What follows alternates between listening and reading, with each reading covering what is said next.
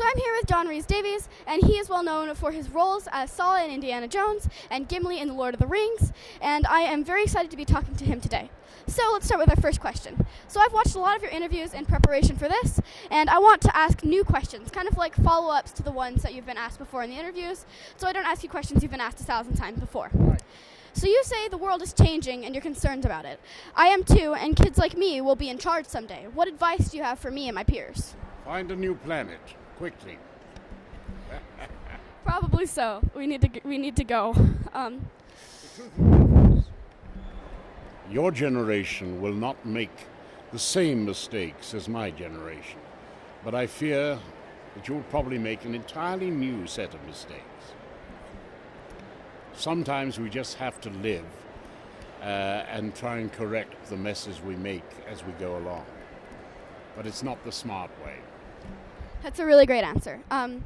So you also, kind of speaking of on the science thing, I saw that you were on the Planetary Society Advisory Board. I love space so much, and I've actually been to a NASA social event, and I got to see the OSIRIS-REx spacecraft, which is going to bring back a sample from an asteroid to Earth, which I'm really excited about, and I got to see the actual spacecraft. As well as there's a mission where they're going to take an asteroid and put it in lunar orbit so they can study it later, which is absolutely crazy that that's going to happen. So I wanted to ask you, should Pluto still be a planet? When I'm older, will we live on different planets or contact aliens?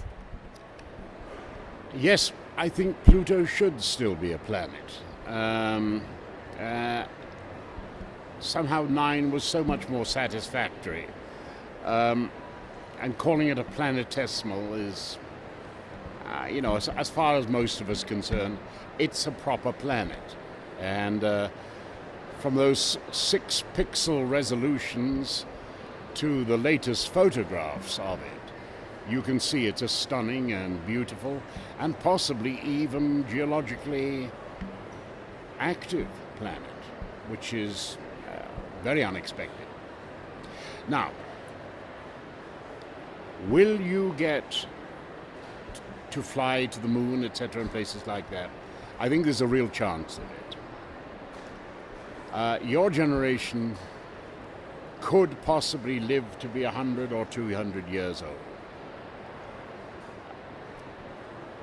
The real and immediate threat, apart from political change, I don't think it will be climate change. The real political threat will be machines. The way machines are talking to each other and interacting gives us, I think, only a very short period of time to work out whether we are going to be capable of using machines as servants or whether the machines will be using us as pets. Yeah, that's a really interesting thing to think about. I have an absolute fascination with robots that can talk. So yeah, it's really interesting to think about whether they'll take over the world someday, because they don't have the flaws that we do. Well, if it develops a consciousness, it will want to preserve its consciousness. If it perceives humans as a threat, it will eliminate the threat. We've got a lot of real worrying to do there. Of all the thoughts, of all the fears that I have, existential fears, by that I mean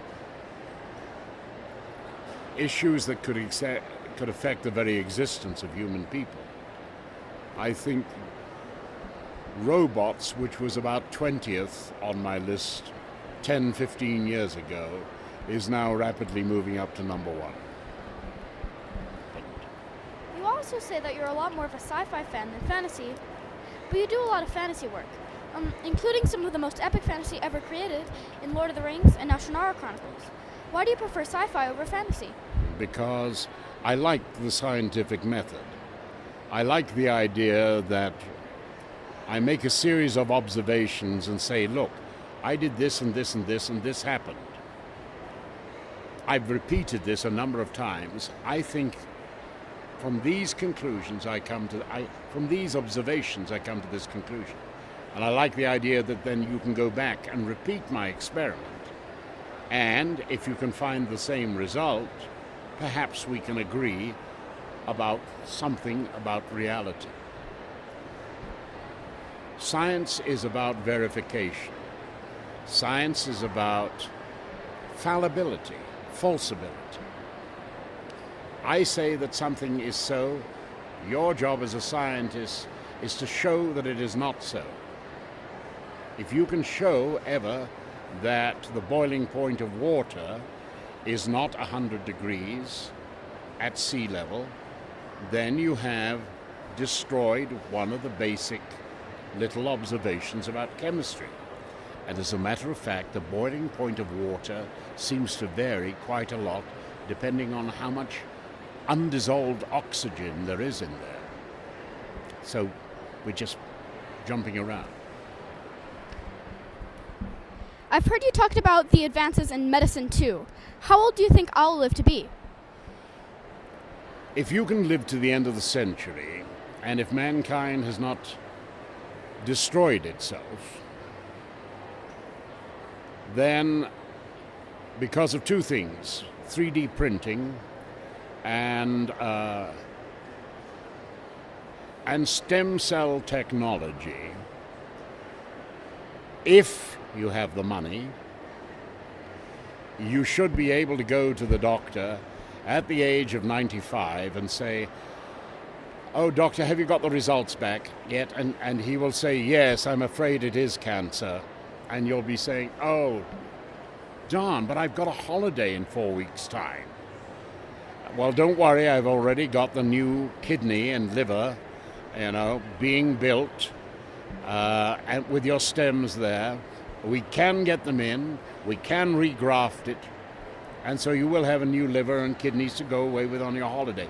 But you've got to understand, you're 95, no serious rock climbing for at least 6 months. But I'm telling you this, but you won't listen anyway, will you? And you say no. And I think then the fears that you will have will be of murder and of accidents. And people's these days we sort of shrug our shoulder when an accident happens. But if you know that if you could make yourself safe, you could live, 400, 500, maybe 1,000 years, then every time something threatens you in terms of an accident, you will get, we should stop that, we should prevent that. And mankind will change. And it won't change for the better. By and large, the law of unforeseen consequences will always bite you in the bottom. So I'm really getting into live theater, and I'd love to see you on stage since you have such an amazing voice and presence. You seem like you'd be amazing there. Are you planning any theater productions, and where can people find you these days? Oh, well, actors get asked to do various things, and I don't see myself being asked to go back on the stage in the immediate future. However, I'm writing a piece that I may choose to stage because it's new and it's original and it's about a fellow I love very much called William Shakespeare. And this is the 400th year of his death, and he is still as enigmatic and marvelous as ever he was. If you're going to become an actress, I beg you to start trying to do little bits of Shakespeare and then bigger bits of Shakespeare, because nothing will challenge your brain or your genius more than him. Thank you so much for taking a couple minutes to be interviewed. Thank you for giving me the best prepared, the most penetrating questions, and the most delightful interview experience that I think I've ever had. Thank you so much. Thank you.